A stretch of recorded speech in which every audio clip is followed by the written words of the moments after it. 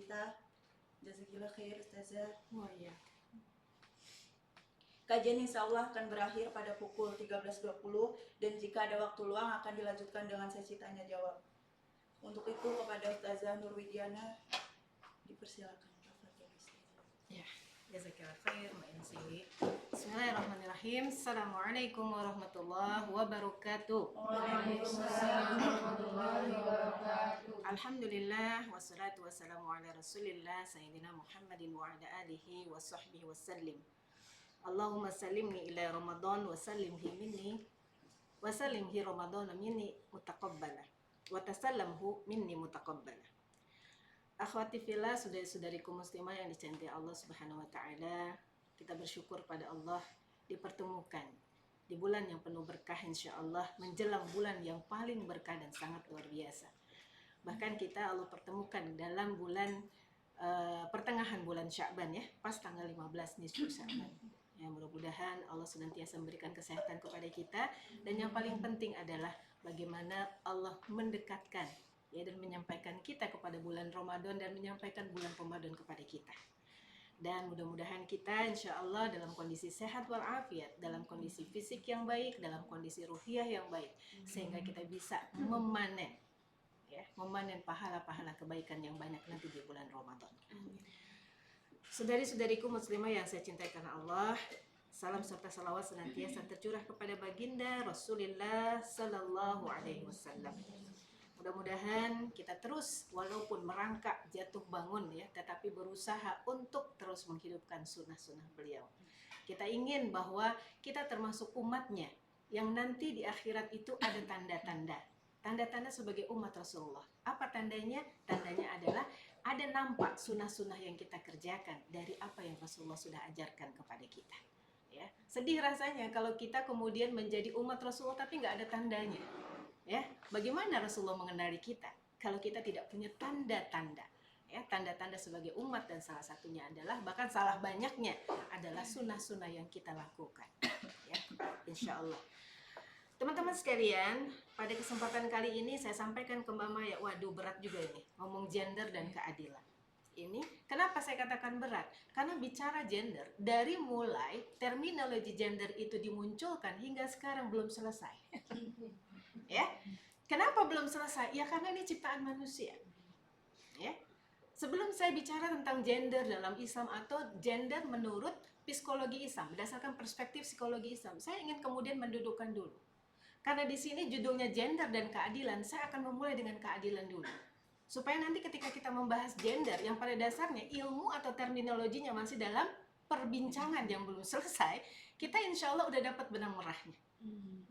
Ya, teman-teman sekalian, kita bicara keadilan dulu. Saya yakin teman-teman yang ada di sini pasti yakin, seyakin-yakinnya bahwa Allah adalah satu-satunya zat yang paling maha dan dia paling maha dalam keadilannya. Ya, karena adil itu salah satu asma wa sifat Allah. Salah satu asmaul husna Allah Subhanahu wa taala adalah al-adil. Adil. Adil itu artinya apa? Bagaimana Allah memberikan ya terutama kepada hambanya sesuai dengan porsinya, sesuai dengan kebutuhannya. Ya. Dan Allah Maha mengetahui apa yang diciptakannya. Jadi itu poin pertama dulu. Artinya segala sesuatu yang terkait dengan ciptaan Allah, maka Allah akan sudah menentukan kadar-kadarnya secara adil. Kalau dalam surat Tabarok, ya, ya, Allah Subhanahu wa taala sampai nyindir kita. Bicara tentang tabaruk itu kan awalnya kalau di ayat berikutnya ya, bicara tentang penciptaan Allah. Ya, sampai Allah katakan, apakah engkau melihat ada yang tidak seimbang dengan ciptaanku? Ya, ini keadilan Allah, nggak ada yang nggak seimbang. Ya. Dan kemudian kalau kita lihat alam semesta ini, semua itu Allah ciptakan itu dalam posisi berpasang-pasangan. Ya. Bahkan yang namanya karakter atau sifat pun berpasangan. Ya enggak? Ya. Orang bilang ada apa? Ada besar, ada kecil. Ya. Ada wangi, ada bau gitu kan ya. Semua itu berpasang-pasangan. Walaupun katanya ada kaya bukan ada miskin gitu ya, tapi kaya dengan cukup. Ya. Termasuk yang kaitannya dengan hal-hal makhluk hidup. Ada jantan, ada betina. Ya. Bahkan kalau kita lihat bunga, ada putik, ada benang sari, betul nggak? Ya. Ada kelopak dan sebagainya. Maka kata Allah, apakah ada yang tidak seimbang? Ya, walaupun kita nggak jawab, tapi Allah tuh cuma seakan-akan nyindir. Mana mungkin Allah itu menciptakan sesuatu ada ketidakseimbangan atau ada yang kurang tepat gitu kan? Ya. Jadi pertama itu keadilan. Allah sudah menempatkan dengan adil. Bahkan kalau kita lihat, Masya Allah, kenapa gunung sebelah sini besarnya segini, tingginya segini? Ternyata ada beban yang kemudian harus punya pondasi yang lebih kuat. Jadi kalau gunung tinggi, pondasi ke bawahnya pasti lebih dalam. Kalau gunung itu tingginya kurang, pasti pondasi ke dalamnya lebih kurang. Kenapa Allah ciptakan ada gunung yang tingginya segini? Contoh di Indonesia yang paling tinggi adalah Gunung Jayawijaya. Tapi kemudian di Jawa Barat ada Gunung Salak gitu kan. Ternyata ketika ada perbedaan itu ada beban yang harus ditanggung dari gunung itu yang berbeda. Kita aja yang nggak tahu. Ya. Jadi kita harus tahu dulu Allah itu dengan keyakinan Allah itu adil dan Allah akan menciptakan segala sesuatunya itu dengan seimbang. Ya, nggak ada yang berat sebelah. Dan Allah ketika keadilan bicara tentang keadilan, Allah itu beda dengan keadilan manusia. Keadilan manusia didasari dengan sebuah kepentingan. Betul nggak? Keadilan itu jadi sifatnya subjektif. Kalau dia anaknya seseorang yang ada kaitannya dengan pemangku keadilan, maka keadilannya akan berubah. Ya, kita kan manusia. Ketika dia kemudian membuat sebuah keputusan keadilan, akan berbeda karena ada kepentingan, karena punya maksud di sebaliknya. Tapi kalau Allah tidak akan pernah bisa. Allah itu dan tidak akan pernah mungkin Allah itu membuat keadilan karena tadi subjektif, tidak. Ya. Allah itu tidak punya kepentingan kepada manusia. Apa kepentingan Allah? Nggak ada. Kita yang punya kepentingan. Sehingga betul-betul yang Allah ciptakan dan Allah putuskan adalah keadilan semata. Maka keadilan Allah itu maha sempurna. Ya. Nah, baru kemudian termasuk kita bicara tentang masalah penciptaan manusia. Ya. Bicara tentang definisi gender apa sih? Ya, saya udah lama nggak baca buku ini. Jadi ketika diminta Mbak Maya bicara tentang gender, saya jadi baca lagi nih. Delusi Kesetaraan Gender. Ini buku bagus banget, tapi memang agak berat sedikit. Tapi bagus. Ya. Yang pertama, dan saya berpikir ini karena 14 Februari yang ngomongin gender. Karena ada kaitannya. Oh, ada kaitannya. Nanti saya ceritakan. Ada kaitannya supaya kita jelas. Ya, jangan kemudian mau main ikut-ikutan tasyabbuh bil kufar. Ya. Pertama, gender itu bukan terminologi Islam. Ya, jangan sampai kita ke bawah-bawah nih. Dalam Islam udah jelas sejak Al-Qur'an kemudian diturunkan, sejak Allah menciptakan Adam dan Hawa sudah jelas. Yang namanya ya manusia itu ada dua jenis Allah ciptakan. Jenis kelamin namanya, laki dan perempuan. Zakaru wa unsa. Ya, zakar laki-laki, unsa anisa ya, perempuan. Itu aja. Ya. Jadi gender itu memang buatan manusia. Yang terminologinya sekarang itu digunakan. Ya seakan-akan kalau kita masih ngomongin jenis kelamin, lu kagak kontemporer, kagak modern. Sekarang itu terminologinya udah keren. Apa? Gender. Padahal gender itu sejak dari mula itu dibahas itu di abad ke-17. Bahkan sebenarnya pembicaraan tentang gender itu sudah mulai ada di tahun 1500 sebelum Masehi. Lama ya, lama. Ya. Nah, karena pembicaraan tentang gender itu belum selesai, kenapa? Karena gender itu sampai mereka pikir, sampai mereka masih bertanya-tanya, gender itu adalah nature or nurture. Kalau nature itu sesuatu yang memang sudah alaminya begitu. Tapi kalau nurture itu kan sesuatu yang bisa terjadi atas rekayasa sosial. Sehingga sampai sekarang mereka belum final itu bicara tentang terminologi gender. Sehingga orang-orang yang memahami dan bicara tentang gender bilang bahwa jenis kelamin itu ada 3. Laki, perempuan, dan satu lagi nanti ditentukan sesuai dengan rekayasa sosial. Ya. Makanya hati-hati bicara tentang gender kalau kurang paham. Karena sebenarnya itu. Dan gender ini berawal dari apa? Berawal dari satu kondisi yang sangat-sangat jahiliyah di kalangan kaum Nasrani. Dulu seorang pendeta bahkan disebut sebagai bapak gereja, ya, Tertullian namanya, di tahun 1500 sebelum Masehi. Dia mengatakan bahwa perempuan adalah sumber dari segala sumber setan. Pintu gerbang masuknya setan. Perempuan itu adalah sosok yang akan membawa laki-laki itu kepada keburukan. Padahal jauh daripada itu, ketika Rasulullah SAW diutus oleh Allah Subhanahu Wa Taala memuliakan yang namanya. Jadi sebenarnya bicara gender itu awalnya apa? Karena ada keinginan dari para wanita, terutama mereka yang beragama Nasrani ketika itu, untuk melawan adanya diskriminasi terkait dengan perempuan. Ya, karena perempuan dianggap sebagai pusat keburukan. Karena perempuan dianggap sebagai pembuka gerbang dari setan untuk masuk kepada diri laki-laki. Bahkan orang-orang atau pendeta-pendeta di gereja itu mengatakan hubungan antara laki-laki dan perempuan, bahkan dalam ikatan sebuah pernikahan, itu adalah kekotoran. Kalau mau suci, mereka tidak boleh melakukan hubungan laki-laki dan perempuan walaupun nikah. Maka no wonder ya, pastor, pendeta-pendeta, mereka tidak menikah. Untuk memposisikan diri dia sebagai orang yang suci. Kenapa? Karena sekali dia sudah melakukan hubungan dengan laki-laki dengan perempuan, itu udah kotor. Itu pemikiran dulu seperti itu, dan itu ya, wacana seperti itu bahkan dari gereja. Ya, makanya kalau teman-teman lihat, oh kok pastor nggak nikah, alasannya begitu. Bahkan kenapa nih kaitannya dengan Valentine ya? Dengan Valentine 14 Februari. Itu sebenarnya apa? Sebenarnya adalah memperingati pendeta bernama Valentino. Kenapa Valentino? Jadi ada raja ketika itu, ya, di zaman pemerintahan Romawi, Claudius ya, mungkin kalau ada yang ingat tuh ya, Claudius II mengatakan untuk peperangan ini supaya mereka perang salib ya, suci, maka semua para tentara pemuda-pemudanya tidak boleh menikah. Ya, nggak boleh nikah dulu. Ya, ketika akhirnya nggak boleh nikah, ya pastinya kan pernikahan itu sesuatu yang fitrah. Akhirnya apa? Pendeta Valentino nggak setuju. Dia akhirnya nikahin pemuda-pemuda itu. Ya, nikahin pemuda-pemuda itu, nikah dengan perempuan. Tapi kemudian karena Valentino itu, dia menyalahi perintah raja, dia dibunuh. Jadi sebenarnya 14 Februari untuk merayakan kematian, dibunuhnya pendeta yang bernama Valentino.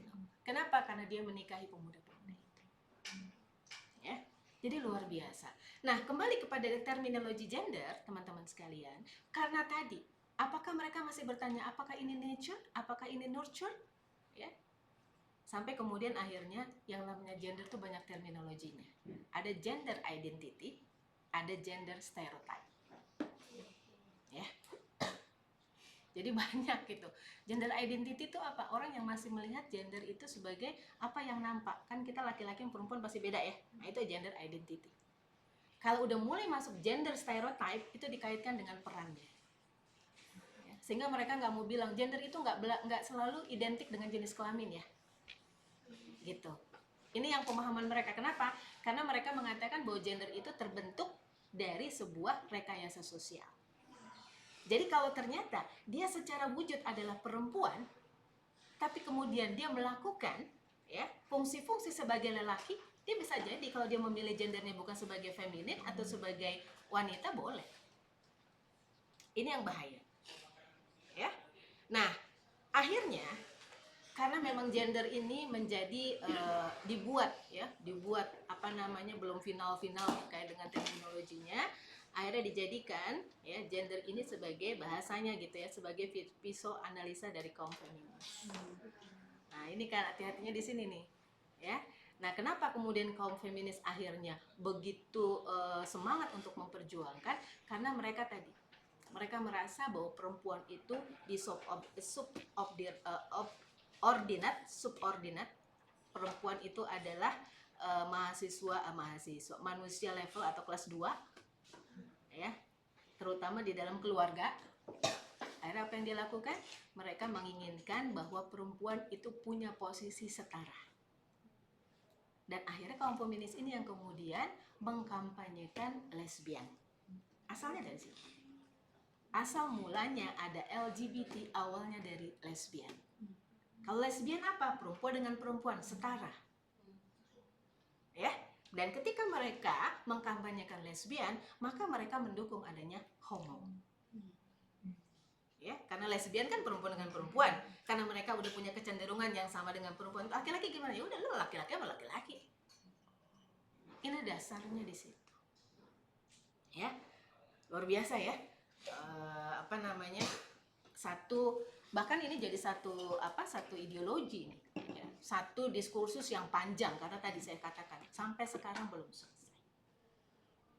Ya, nah yang parahnya adalah ketika kemudian akhirnya gender ini yang kemudian menggantikan terminologi jenis kelamin, ya, seks, apalagi gender itu banyak sekali term atau turunannya. Tadi ada gender identity, ada gender stereotype dan sebagainya. Cuma adalah tujuan di sebaliknya. Yang mereka inginkan dari gender adalah bagaimana, terutama tadi ya, gender yang nurture tadi, yang dibuat atas rekayasa sosial. Ya, menginginkan apa? Menginginkan individu yang namanya perempuan itu sebagai individu perempuan. Tidak boleh dikaitkan dengan keluarga. Karena kalau udah kaitan dengan keluarga, dia pada posisi seorang istri, pada suami. Ya, kalau istri pada suami, apa yang terjadi? Ya istri kan kalau dalam Islam harus taat pada suami selama tidak bermaksiat kepada Allah. Kemudian nanti kalau udah jadi ibu, maka dia harus mendidik anak-anaknya. Dia sebagai pelayan. Nggak mau itu. Bahaya kan ini kalau misalkan ini terjadi. Ya, mereka menginginkan ada sebuah kebebasan mutlak.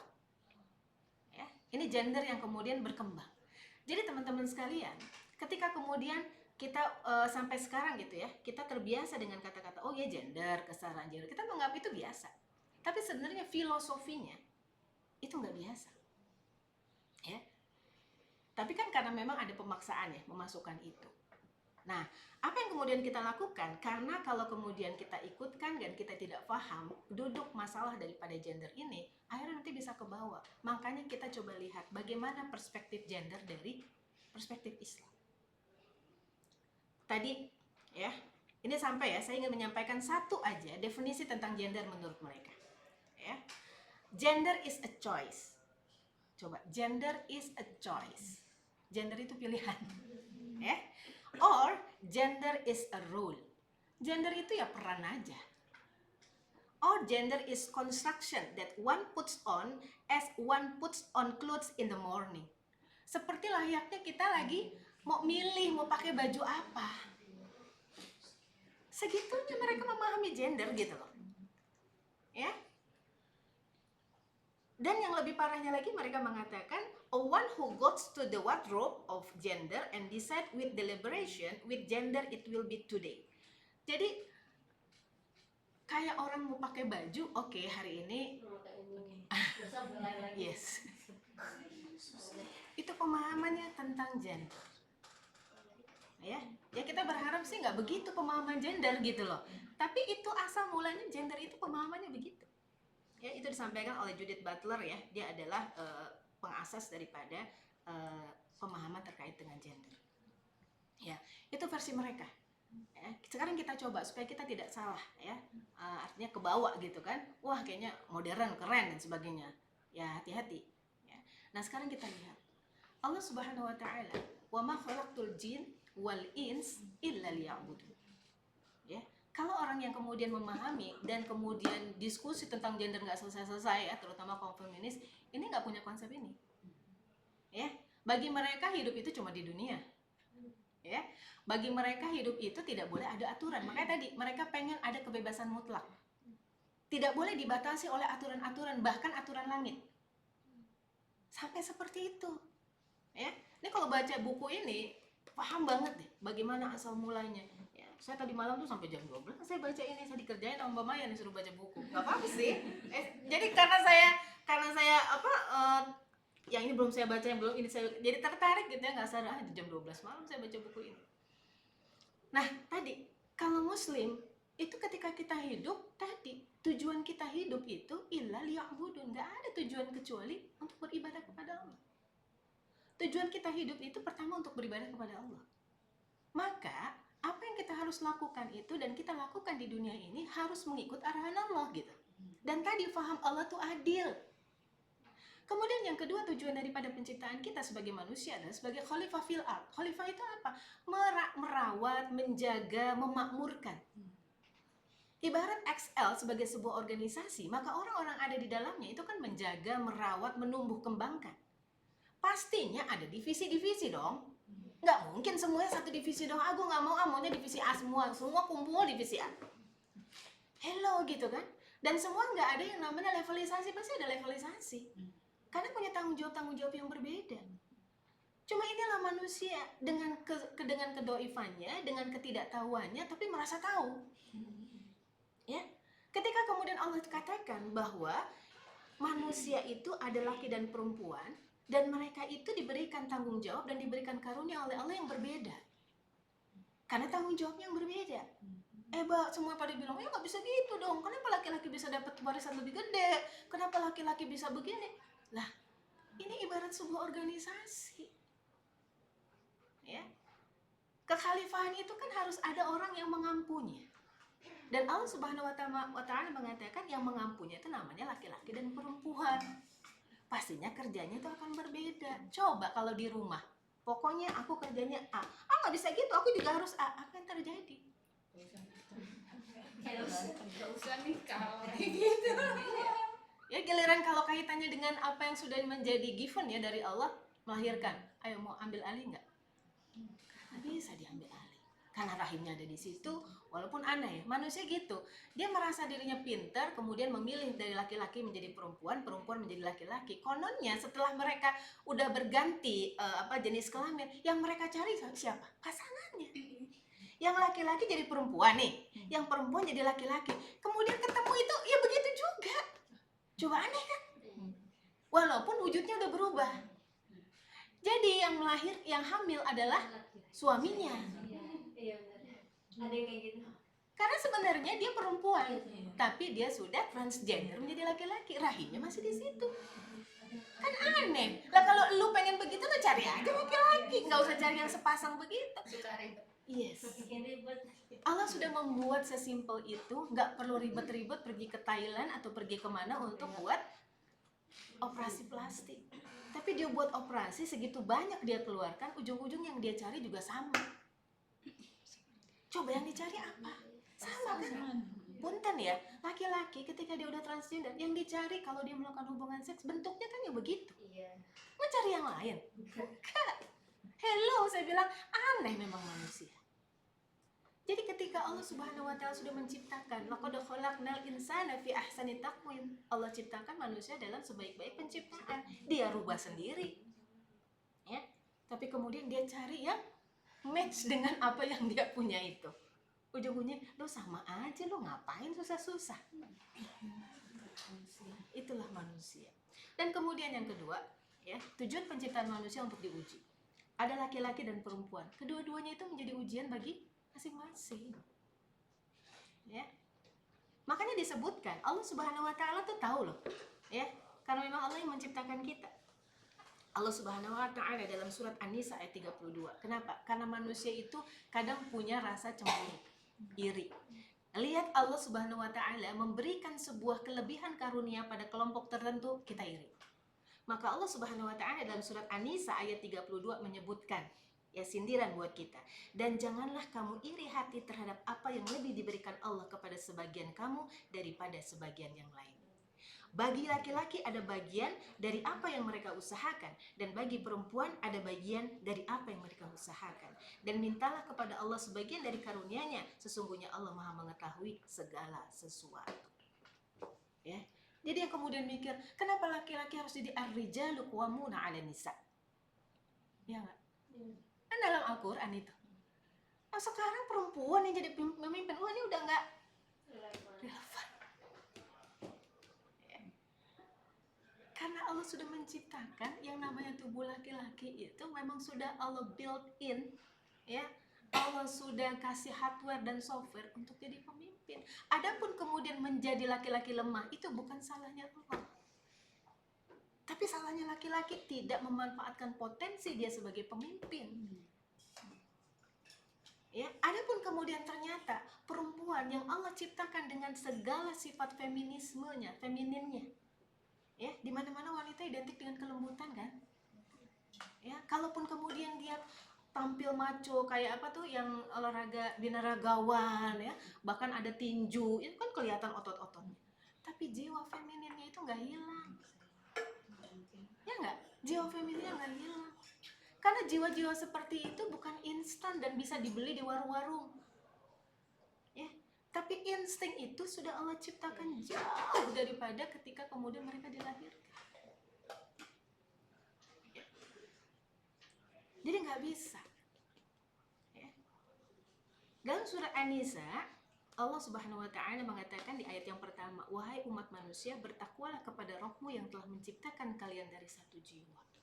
Jadi kita nih pada dasarnya itu satu jiwa. Kalau kemudian Allah pisahkan kita menjadi laki-laki dan perempuan, maknanya jiwa-jiwa itu membawa dua hal yang berbeda. Kalau jadi satu, kalau puzzle, kan padahal di awal satu kan, kemudian kita pecah-pecahin tuh, ya kan?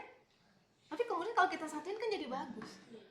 Coba bayangin kalau puzzle isinya maunya sama, kita match-matchin nggak akan bisa. Ya nggak jadi satu bangunan gitu loh maksudnya. Dan memang kata Allah ibarat bangunan rumah. Ini kita lihat udah indahnya, tapi kan di sebalik tembok yang warnanya putih ada semen yang jelek, ada pasir yang jelek. Dan dia nggak pernah pengen untuk wujud. Gue pengen kelihatan dong. Kalau kelihatan coba pasir semua bonjok diri untuk pengen kelihatan. Apa yang terjadi? Ya, di bawah dalam-dalam ini ya, misalkan ini kan ada kabel-kabel, pasti kan ada kabel-kabel kan, segala macam kabel yang ada di dalamnya. Kalau semua pengen kabel itu pengen muncul, apa yang terjadi? Ya. Jadi Allah Subhanahu wa Ta'ala menjadikan laki-laki dan perempuan itu sepasang sebagai satu kesatuan. Kalau dia mau ngeklik, ya harus beda. Ya, beda dalam artian itu beda. Tapi ngeklik kayak ibarat kunci dengan kunci dengan gemboknya. Gembok sama gembok gimana ceritanya? Kunci sama kunci, Masya Allah, yang ada gubrak deh tuh pintu. Enggak, sebenarnya ya, kalau kita bicara hati kita bersih, mengikuti apa yang Allah perintahkan, itu simple dan mudah difahami kan? Ya nggak sih? Saya makanya bingung sama orang yang sibuk semua gender ini, gender itu, ada yang salah, ada yang tidak tepat, ada yang begini, ada yang... Ya Allah, di mana ketidaktepatannya? Ya.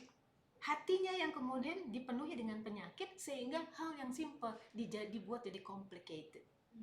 Kan tadi kan complicated, sibuk amat diganti ini, ganti itu. Ya Allah, ya. Operasi transplant payudara, ya Allah. Ya, yang ada payudaranya diratain supaya nggak ada payudara. Ya Allah, sibuk banget seperti itu. Kagak ada kerjaan lain apa? Nggak ada. Ya, padahal tadi di dunia ini laki-laki dan perempuan kata Allah Subhanahu wa Ta'ala memang berbeda. Saya nggak ngambil dari literatur Islam ya, tapi saya ngambil dari literatur psikologi ya, seorang John Gray ya, dia seorang Kristen, tetapi dia masih punya pemahaman yang betul terkait dengan perbedaan laki-laki dan perempuan. Mungkin ada yang pernah baca Men are from Mars and women are from Venus. Ya. Kalau dia ngomong laki-laki dari Mars ibaratnya, perempuan dari Venus, pasti beda dong. Tapi mereka sama-sama tinggal di bumi gitu. Ya. Dan dia sendiri mengatakan memang beda. Semua ahli sains mengatakan bahwa laki-laki dan perempuan itu beda. Tapi perbedaannya itu bukan untuk mendeskripsikan satu. Bukan. Allah Subhanahu wa Ta'ala menekankan inna akramakum indallahi atqakum. Tidak ada yang mulia di sisi Allah kecuali ketakwaannya. Tadi adil. Ya. Allah kan nggak memberikan privilege kepada orang kaya, walaupun orang di dunia memberikan privilege kepada orang yang kaya. Allah tidak memberikan privilege kepada orang yang ganteng dan tampan atau orang yang cantik, sementara orang yang tidak cantik tidak diberikan privilege. Di dunia dilakukan. Bahkan Allah memberikan kesempatan kepada orang miskin untuk bisa tetap beramal dengan zikir, nggak perlu bayar. Ya. Masa yang kayak gitu Allah udah buat sedemikian seimbang dan teraturnya, masa iya orang yang akan dijadikan sebagai khalifah tidak Allah buat dengan sempurna? Kan aneh. Ya. Ciptaan Allah sempurna, masa iya Allah jadikan manusia itu ada yang nggak, ibaratnya ada gagal dalam penciptaan Allah? Kan nggak mungkin ya. Nggak mungkin. Ya. Coba bayangkan ya teman-teman sekalian. Salah satu yang disampaikan oleh John Gray, dia mengatakan ya bahwa cara menyelesaikan masalah pada laki-laki berbeda dengan cara menyelesaikan masalah pada perempuan. Udah belajar lah semuanya, pasti udah tahu. Ya nggak?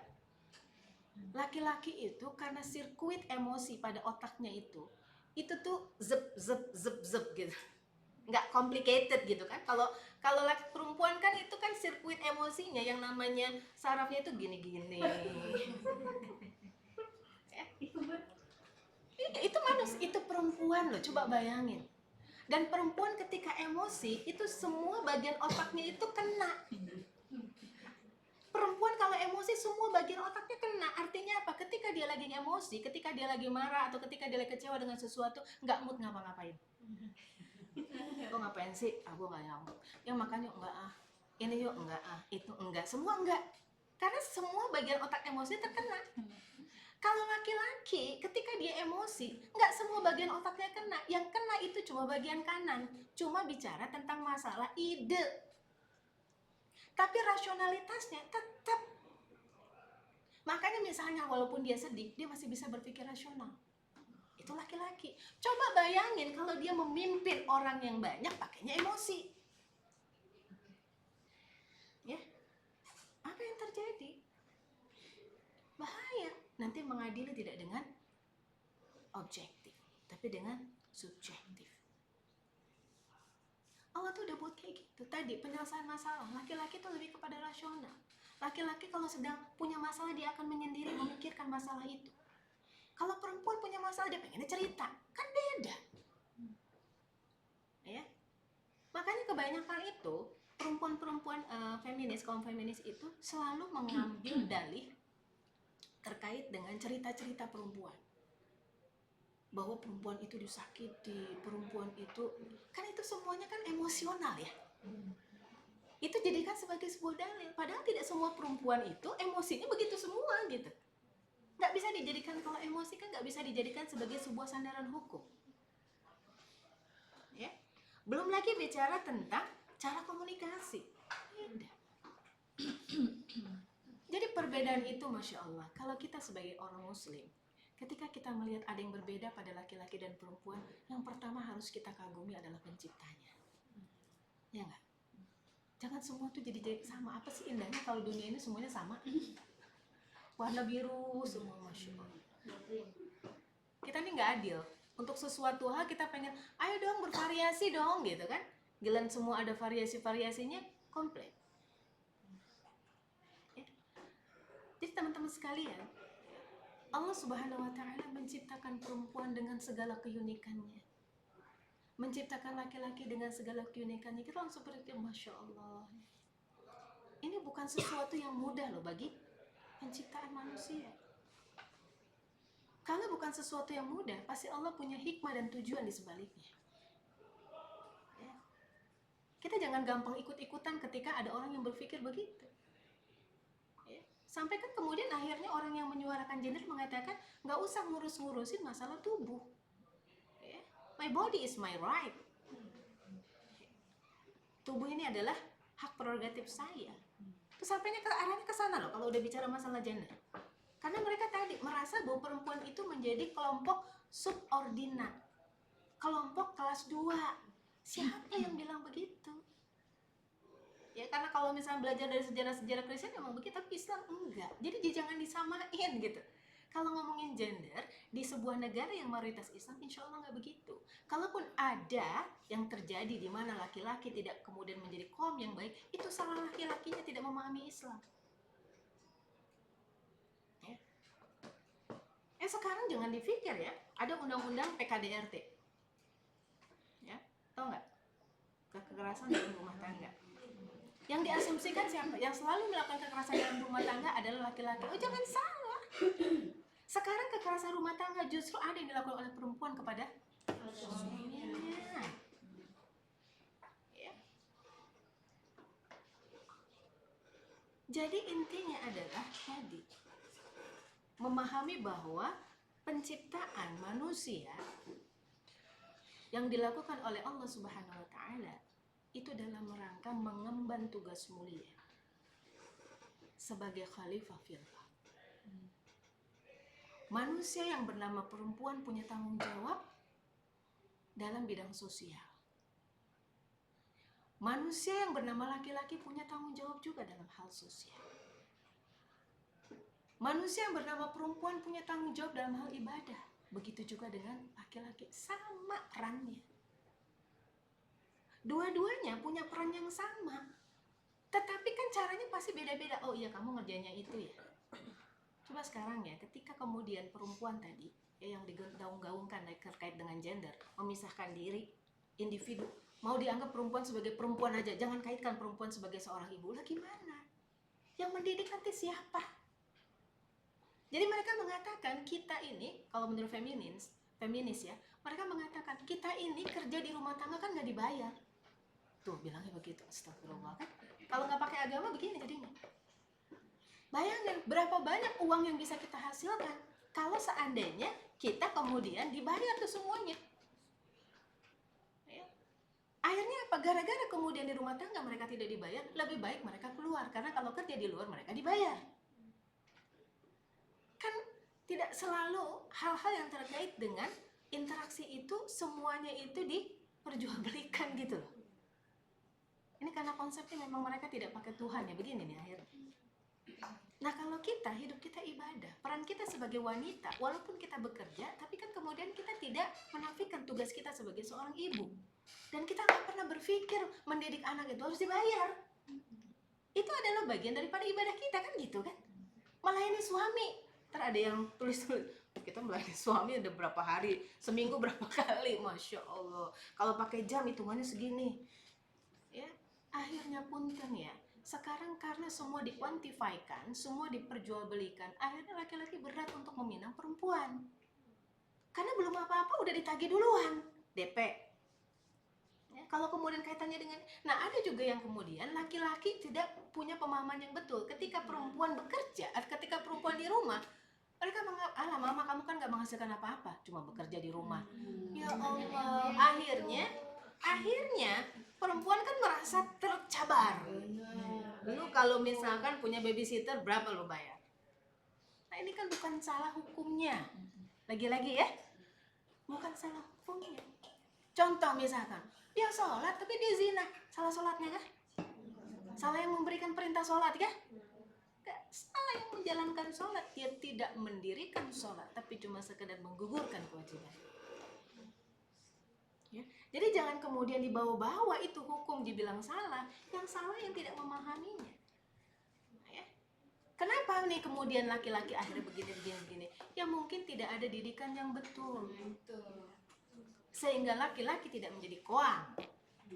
Akhirnya jadi korban siapa ketika laki-laki tidak jadi koam? Perempuan. Anaknya. Karena anaknya melihat bapaknya tidak jadi koam, ya dia ngikutin bapaknya. Mau sampai kapan? Maka memang kita harus kembali kepada bagaimana Allah mengajarkan bahwa yang namanya di dunia itu sudah Allah ciptakan itu beragam dan bervariasi. Kenapa? Karena memang mereka masing-masing itu punya tugas dan fungsi yang berbeda. Untuk bisa menghasilkan bunga, ada yang namanya putih, ada yang namanya benang sari, ada yang namanya kelopak, apalagi? Ya pokoknya segala macam itu kan, nggak mungkin kita belajar. Ketika tidak ada benang sari yang melakukan fungsinya sebagai benang sari, maka tidak akan ada bunga. Tidak ada yang namanya penyerbukan. Betul? Nah, belajar deh tuh ya biologi. Nggak ada. Sama juga kan, tidak ada yang namanya kelahiran bayi kalau tidak ada ovum, tidak ada sperma. Mereka kemudian ya, mereka mengakui yang namanya janin itu lahir dari pertemuan antara ovum dengan sperma. Hello, ovum itu dari mana? Sperma itu dari mana? Kalau kemudian jadi anak itu buat apa? Apa cuma buat ngeramein dunia? Dunia ini udah terlalu ramai dengan orang-orang yang nggak jelas gitu kan. Nah, itu dia. Ya, apa kita kemudian pengen ngundang di mana terjadi kebakaran berikutnya? Nauzubillah min zalik, kan gitu sebenarnya kan. Kebakaran di tempat pusat di mana itu LGBT itu pusatnya di situ. Ya. Jargon campaign melalui film. Disney itu yang di campaign apa? Ideologi LGBTQ. Dan semua ternganga-nganga gitu kan. Kayaknya modern banget gitu kan. Oh Disney, masuknya aja mahal loh. Ya kan? Masuk ke museum Disney itu mahal. Film-film Disney itu mahal. Padahal yang kemudian diajarkan, yang dia campaignkan adalah ya. Jadi teman-teman sekalian, jangan kita terkecoh. Ya, saya nggak cerita padahal banyak ini ya, nanti saya kirim deh ke Mbak Maya biar bisa di-share ya perbedaan-perbedaan itu. Kenapa? Karena saya pikir perbedaan-perbedaan itu udah banyak kita ketahui, cuma kadang-kadang kita sendiri nggak menyadari. Dan satu hal yang kadang kita lupa, ya, mereka bicara tentang gender tapi mereka tidak berpikir bahwa ketika kita bicara tentang gender, tujuan yang ultimate kita apa sih? Kebahagiaan dunia akhirat. Orang yang kemudian berfungsi sebagai perempuan aja, nggak mau melibatkan diri tadi ya, menarik diri daripada fungsi ibu dan fungsi istri, apakah dia bahagia? Kebahagiaan ultimate bagi wanita adalah ketika dia menikah, ketika dia bisa mendidik anak, melihat anaknya berkembang, Masya Allah, itu kebahagiaan. Dan sampai sekarang penelitian membuktikan tidak ada bahagia yang ketika bahagia itu tidak di-sharing dengan orang lain.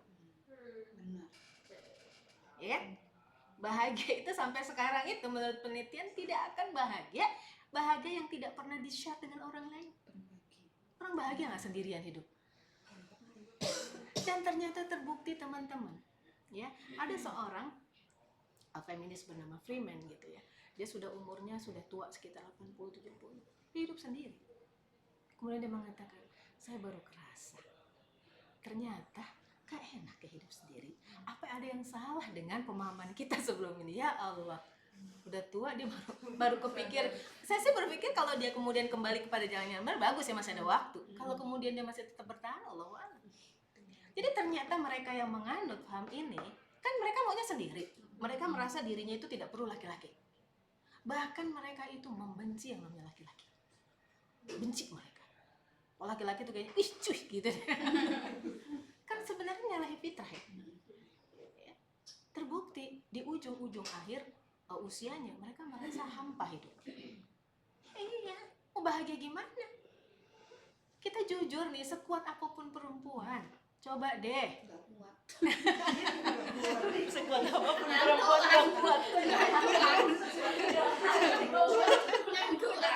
Sekuat apapun perempuan, kita tetap perlu shoulder to cry on, ya nggak sih? Yes. Iya, kita butuh bahu untuk bersandar. Ya tinggal bahunya siapa gitu kan. Tapi kan itu bukti bahwa kita.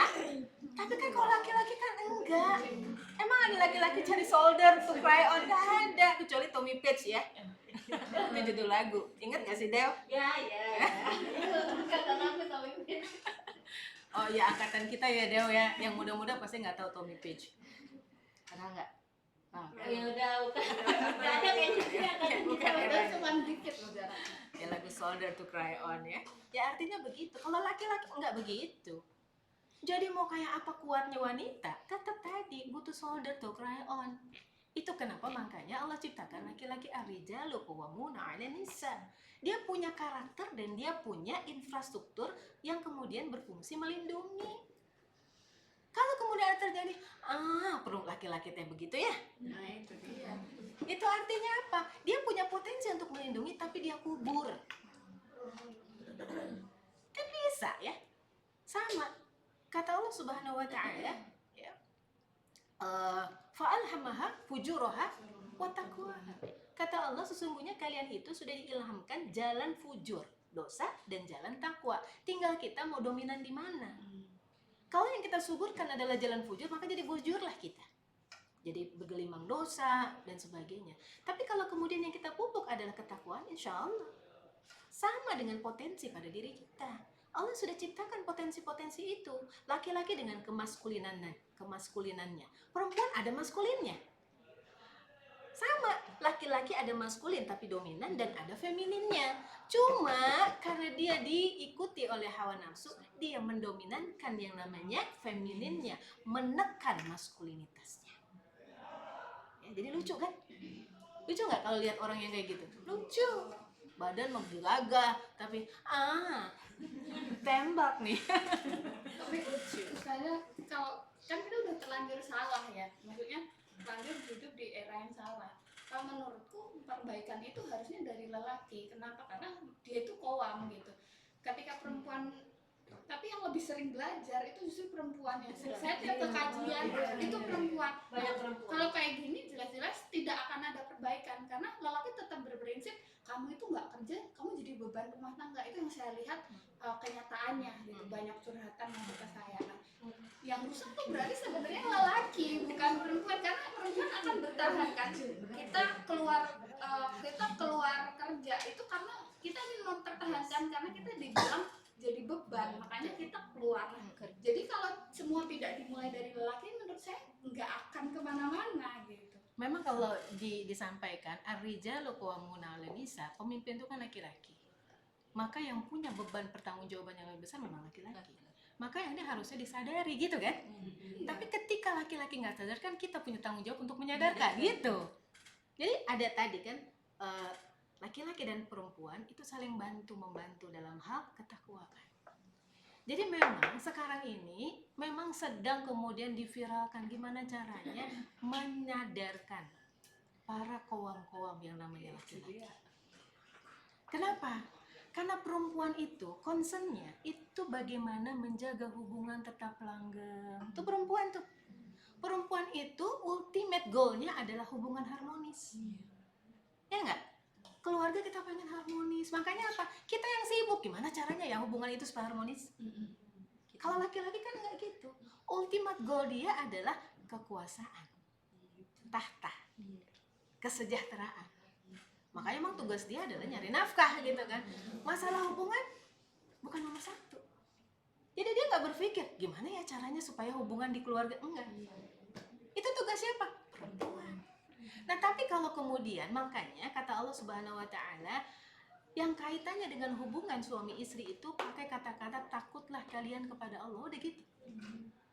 Kalau kalian udah nggak punya rasa takut, ya udah suka-suka kalian. Makanya yang namanya Fir'aun itu walaupun cintanya begitu sangat dengan Asiyah binti Muzahim, ya kan?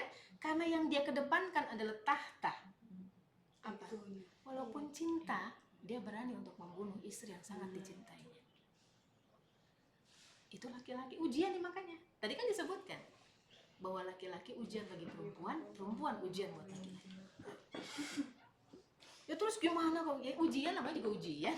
Gak usah gitu gimana dong? Jangan kasih ujian yang kayak gini ya Allah gitu ya. Gimana ujian? Tapi kan kalau udah ujian kan Allah tahu gimana caranya menyelesaikannya gitu loh. Ya? Gimana caranya menyelesaikannya? Walaupun panjang berliku, ya. Berliku, berkelok, turun naik, berliku, berkelok, turun naik dengan jangka panjang ya begitu. Ya. Tapi itulah kondisinya, kondisi sekarang. Artinya apa? Sebenarnya kalau kita kemudian lihat, ini perspektif gender, ideologi gender sudah cukup berhasil merubah paradigma ini. Ya. Makanya kita ya harus mulai. Udah terlanjur gimana? Ya kan better late than never kan? Lebih baik terlambat daripada nggak sama sekali. Ya.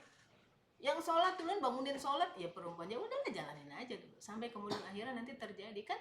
Allah Subhanahu Wa Taala mengatakan ya bahwa menjahada fina lanahdiyalahum subulana. Udah tugas kita itu jahadah, mujahadah, sungguh-sungguh aja, sungguh terus. Dan Allah itu tidak akan pernah mengecewakan hambanya. Pasti nanti Allah akan kasih buah daripada keseriusan, buah daripada kesungguhan. Ada deh. Ya. Saya punya teman tuh. Dia berdoa ya Allah pengen banget kan bisa sholat berjamaah. Imamnya istri suaminya gitu kan, suaminya nggak mau karena nggak bisa gitu kan jadi imam. Dia berdoa lama banget sampai kemudian satu saat ya tiba-tiba suaminya dan anak-anaknya ngajakin sholat berjamaah. Dia langsung nangis gitu kan. Ya Allah, ini doa. Sampai dia bilang, ini doa mama lama banget. Itu cuma jadi imam doang loh, imam sholat. Ya, ya memang tadi doa itu adalah sesuatu yang hanya bisa, ya terakhir sebuah langkah ikhtiar yang bisa kita lakukan. Tapi kata Allah, ud'uni astajib lakum. Doa aja, masalah hasil mah urusan. Kalau Allah pasti pengen nguji, ya pasti diuji lagi. Ya. Sekarang kondisinya apa? Laki-laki di rumah, ya, scroll gitu kan. Perempuan kerja, makan masih bisa disiapin. Ya. Sekarang pola interaksi juga berubah ini. Ya. Yang aneh ketika mungkin dia baru dipecat sekali 2 hari, ya sebulan masih cari, masih normal. Yang lama keenakan. Minta duit, makan minta disiapin lah lu. Jadi gak ada gunanya kan. Nah ini kan udah gitu masalahnya kekaumannya itu tidak tersungging. Sebagai laki-laki kan nggak ada yang kayak gitu, harusnya begitu. Kalau zaman dulu itu malu, wah nggak bisa nih begini nih, dia harus keluar, walaupun keluar belum tentu dapat, tapi dia keluar. Begitu kalau zaman dulu itu begitu, laki-laki tuh ya keluar. Ya. Kan kalau udah keluar kan ikhtiar, orang burung aja keluar dapat rezeki kok. Jangan di dalam, ya gitu ya. Jadi memang ini nih sebenarnya ini adalah sebuah ideologi sekaligus virus yang memang sengaja ditumbuh suburkan. Makanya saya bilang kalau giliran ngomong ini ya udah saya ngomong aja nih. Mohon maaf ya kalau ada yang tersinggung. Karena memang begitu. Ya. Kenapa sih? Emang ada apa salahnya? Ya baca deh. Kan nggak mungkin tiba-tiba ujuk-ujuk ada filosofinya. Dan sekarang kita udah lihat begitu banyak ya, tidak lagi pada tempatnya. Ya, perempuan pengen jadi yang di atas gitu kan. Wah, karena saking bencinya misalnya. Jangan sampai begitu. Tadi nanti ada kebawa seperti feminis, saking bencinya pokoknya gue nggak butuh laki-laki. Ya. Dia pengen nindes mites kalau bisa.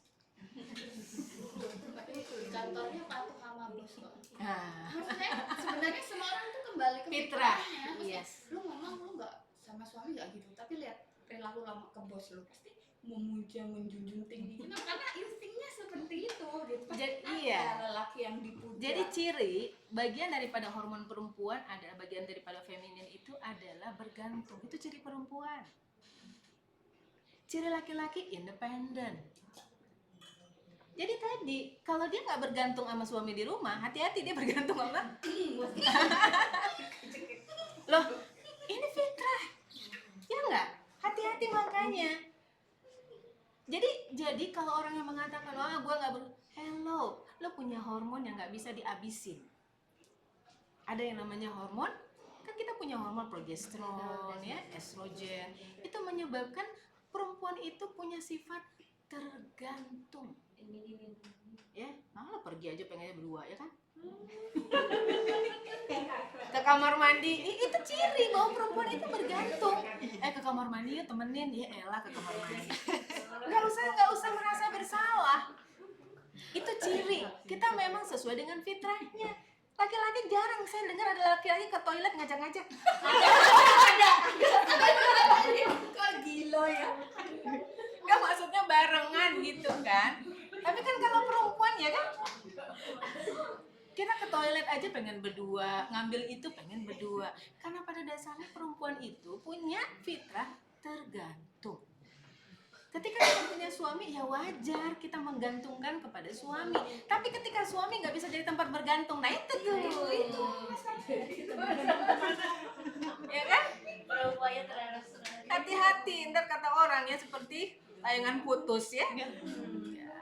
Itu juga nggak terlalu 100% betul. Cuma tadi memang laki-laki harus bisa berfungsi dan menjadikan diri sebagai tempat bergantung. Dia bukan harus kokoh.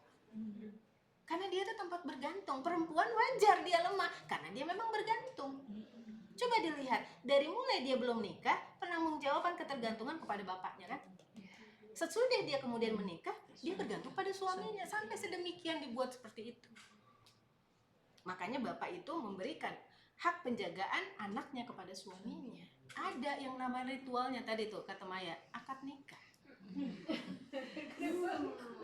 Akad nikah itu sebenarnya perpindahan perwalian dari ayah kepada suami. Kenapa? Karena wanita itu memang harus dilindungi, bergantung. Jadi kita sebagai perempuan jangan merasa, gue nggak perlu dilindungin, gue nggak perlu bergantung sama siapapun. Hello, lo mau ngomong kayak begitu tetap fitrah kamu.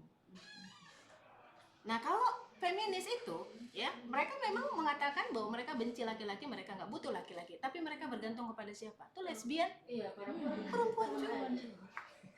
Tapi mereka maunya setara. Dan kalau laki-laki kan mereka ngerasa laki-laki kan di atas tuh ya, perempuan di bawah. Mereka maunya setara. Ya Allah, ya. Jadi memang tadi fitrah itu nggak bisa ditolak, fitrah itu tidak bisa ditipu, fitrah itu tidak bisa dikamuflasikan dan tidak bisa dibuat-buat. Fitrah itu namanya juga fitrah. Menolak fitrah kita akan tersiksa. Ya. Ingat-ingat itu tuh. Ya. Jadi kalau kita perempuan, maka optimalkan dan rawatlah karakter-karakter perempuan kita. Kalau saya selalu ngingetin ya, teman-teman yang bekerja, rawatlah sifat kefemininan Anda. Kalau sudah menikah, maka ketika sampai di rumah berfungsilah sebagai seorang ibu dan istri, jangan berfungsi sebagai leader. Karena kalau dia berfungsi sebagai leader kan ada sampai di rumah, suaminya juga takut gitu kan? Suami versi istri, persatuan takut istri. Fungsikanlah sebagai seorang istri, melayanin suami, merawat anak. Kenapa? Ketika kita berfungsi sebagai seorang ibu dan istri, maka hormon-hormon kefemininan kita akan tetap keluar. Ya, diasah tadi. Tapi kalau kemudian kita kan kerja, apalagi kerjanya sebagai bos. Kalau kita sebagai bos, automatically pengambilan keputusan ada pada kita. Maka yang bekerja ketika itu, yang kita trigger selalu keluarnya hormon-hormon kemaskulinan. Hormon yang namanya testosteron. Kalau itu yang terus ada, akhirnya kita nanti muncul tuh maskulin. Kemana-mana sendiri, gak perlu bantuan orang. Itu tuh. Kalau udah mulai ada tanda-tanda begitu, ayo banyakin. Tadi masak. Jadi Masya Allah ya, kenapa di Indonesia itu perempuan itu kita, kalau saya zaman dulu saya diajarin masak, diajarin nyetrika, diajarin beberes. Itu ternyata tanpa orang tua kita paham tentang ilmu hormon gitu ya, itu sebenarnya untuk men-trigger, menstimulus hormon-hormon perempuan atau hormon feminin. Ya.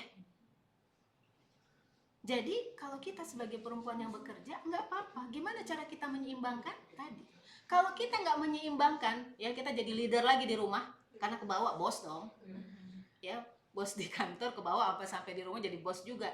Nanti kita nggak bahkan bahagia. Kita rasa ada sesuatu yang kurang pada diri kita. Ya, kita nggak menemukan arti kebahagiaan. Karena arti kebahagiaan itu apa? Kalau kita kembali kepada fitrah.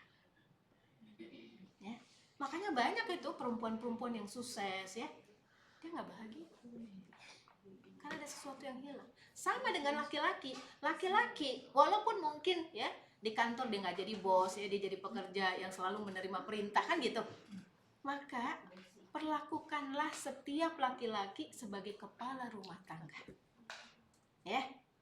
Walaupun misalnya kita bawa mobil kemana-mana ke kantor, giliran di sebelah kita ada suami, pastikan yang nyetir adalah suami kita. Pastikan, jangan udah kita yang nyetir kemana-mana, giliran pergi sama suami, kita juga yang nyetir. Kenapa? Habis karena suami itu nyetir gini, enggak, udah, mau merem aja, merem. Kenapa? Karena itu untuk menstimulus hormon laki-lakinya. Jangan komplain, duduk manis saya di sebelah, tidur deh kalau bisa gitu ya. Iya, kalau saya tuh kalau nggak tidur berisik kan, namanya juga perempuan. Bibi itu sebelah itu, bibi.